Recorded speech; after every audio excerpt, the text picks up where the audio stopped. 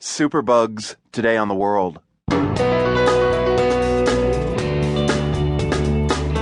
I'm Marco Werman. A Nevada woman died after being treated at hospitals in both India and the U.S. Her infection was resistant to more than 20 kinds of antibiotics.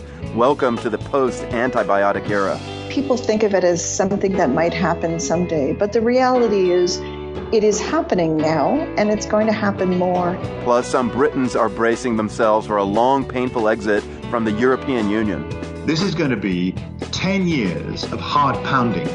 10 years where many of the social difficulties that we're encountering will get worse rather than better. And plans for a heterosexual pride march in Peru prompt this response.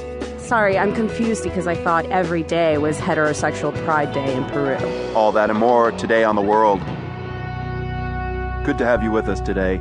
There are not that many stories we cover that could literally affect everyone. Climate change is one. Here's another. Antibiotic-resistant superbugs. Antibiotics are so good at fighting disease, we kind of take them for granted. You develop a bacterial infection, your doctor prescribes an antibiotic, and you're good to go. If it doesn't work, your doctor has more than 20 different antibiotics you can try. But what if none of them work? That's happening more and more often. Welcome to the scary new world of antibiotic-resistant superbugs. One of the latest cases is among the most worrying yet. A Nevada woman died after her infection proved resistant to 26 different antibiotics, every single one available in the U.S. Helen Branswell of the medical news site Stat has been covering that case. What do we know about this case so far and this woman? What happened to her? We know what the CDC has published in a brief report last week. The woman had spent a lot of time in India. She had an accident of some sort and broke her right femur. Consequently, she developed an infection in that bone and in her hip, and she was in and out of hospital in India. At some point, she returned to Nevada and went into hospital in August there, and they tried to treat this infection, which had become systemic.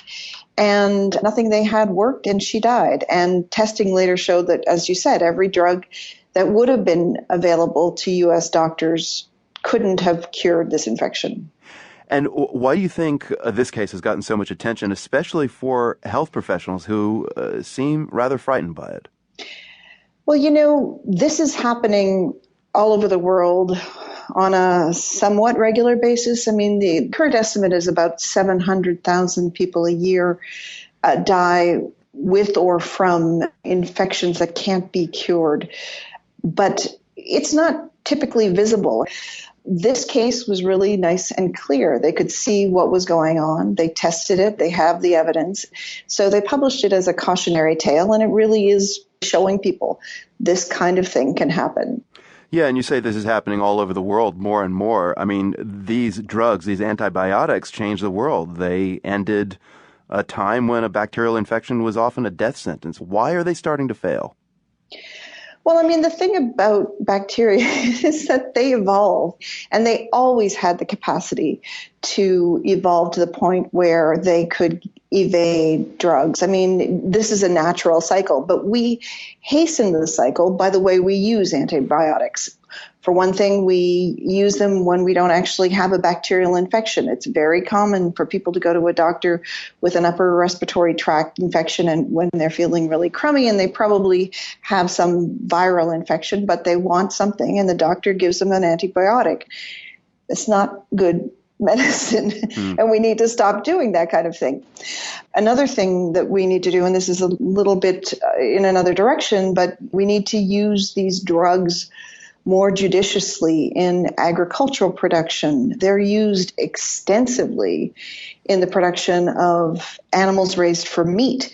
So clearly steps have to be taken to limit that.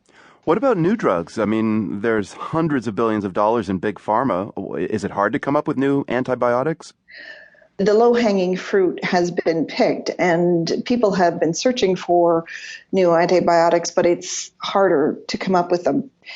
Once you get them, the problem is you need for those drugs essentially not to be used. So when you think about the way pharma typically works, they develop a drug and then they want to sell as much of it as possible. And what the world needs them to do is develop a drug and then have everyone use it as sparingly.